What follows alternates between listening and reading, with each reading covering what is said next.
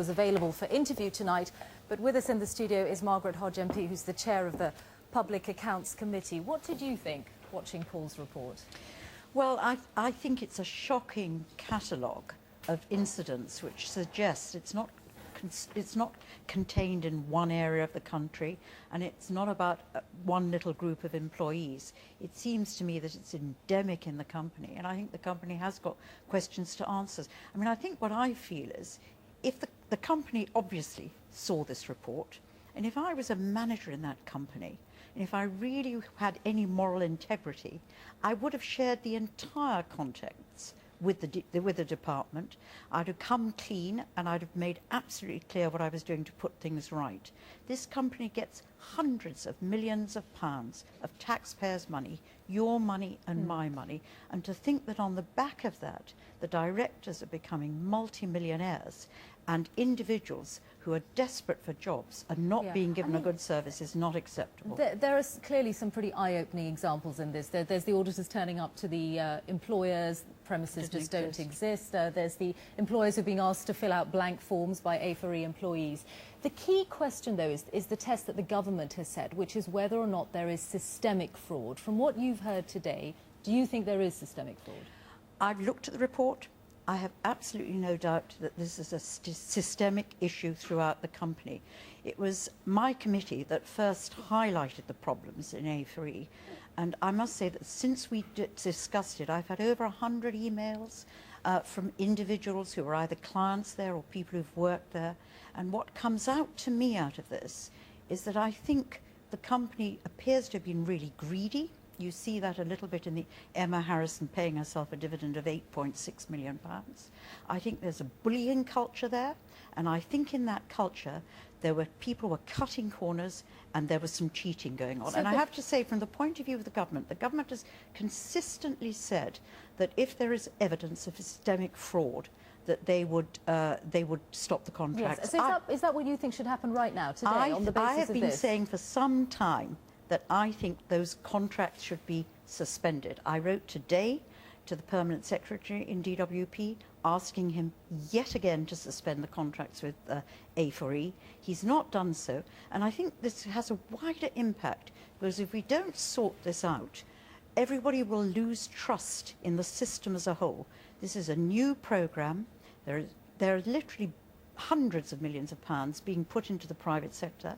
If there isn't proper transparency and openness and confidence, we will lose trust in an absolutely key programme to get people back into work. Both DWP and the statement from A4e are making is that both of them seem to regard this as historic. This report came from 2009.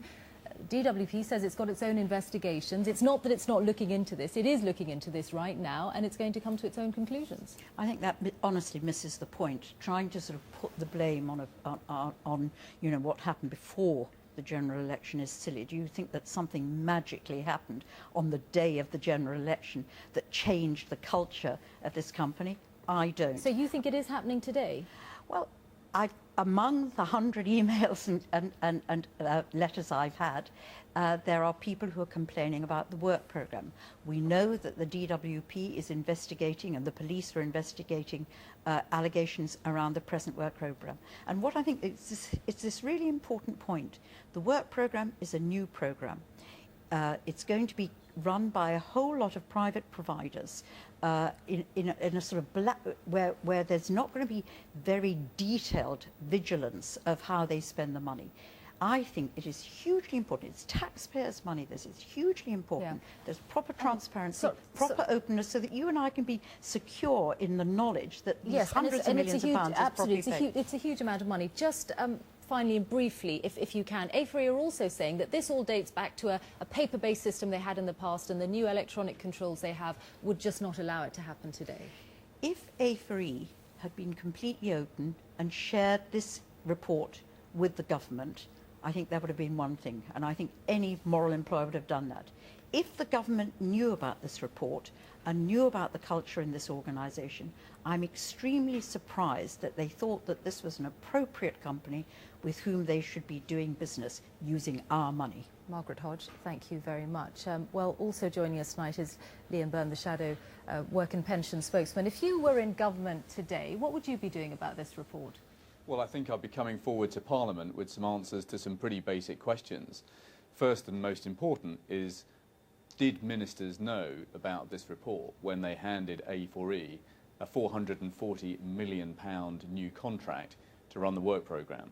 These new work programme contracts are the biggest payment by results contracts pretty much in the world. They involve a huge sum of public money, and crucially they're aimed at solving what is one of the biggest crises confronting our country, which is the unemployment crisis. So ministers have really got to come to Parliament very quickly now and say, did they know about this report when they handed out those contracts? And if not, why not? Of course, the people who were actually in power at the time that this report was written in July 2009 was the Labour government. You were in government at the time. It happened on your watch. Absolutely, and our counter-fraud checks happened to surface this problem, and that's why a year or two after this report was produced, someone was not only charged but was convicted for fraud. That shows the checks were in place and they were working.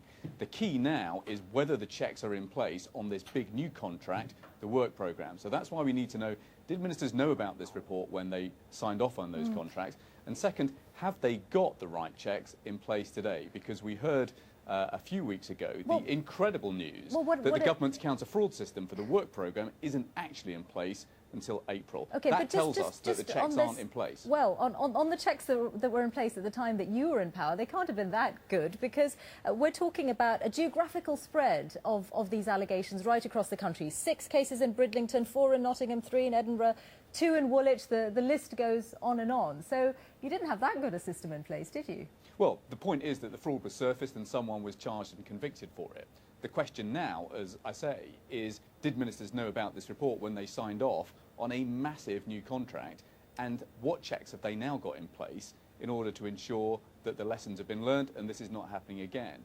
Now, ministers have said that if they do find evidence of systemic fraud, they will suspend the contracts. But we looking now at also the need evidence, to know, looking at the evidence that we have presented tonight, do you believe, as Margaret Hodge believes, that this is a systemic failure and systemic fraud? I think the onus is now on A4e and ministers to satisfy Parliament and taxpayers that this has come to an end and that there isn't the same problem on this massive new contract in the work programme. Because ministers like to boast that it's what they call a black box contract. That means it's pretty hard to know what's going on inside. And of course there's a much bigger incentive on companies to just get people into jobs or to claim that they've got people into jobs, because that's now the only way that they get paid. So if you like, the stakes are much higher for companies. The rewards of fraud are therefore much greater. Therefore, the check should be much tougher. And I'm very worried that DWP has had to confess that the checks for the work programme won't be in place until the end of April. But Margaret Hodge wants to see these contracts pulled now because she doesn't believe that this is a fit recipient of public money. Are you making the same call tonight or not? Well, I'm taking a slightly different position, which is that I think that ministers need to come forward to Parliament very, very urgently now and say, did they know about this report when they awarded the contracts? That's a matter of enormous public concern. And second, what is the result of their internal investigation? We know that they haven't got a checking system in place because they apparently forgot to build it. We need to know now, what has their investigation shown? This is a matter of massive public concern. Okay. Liam Byrne, thanks very much. Thank you.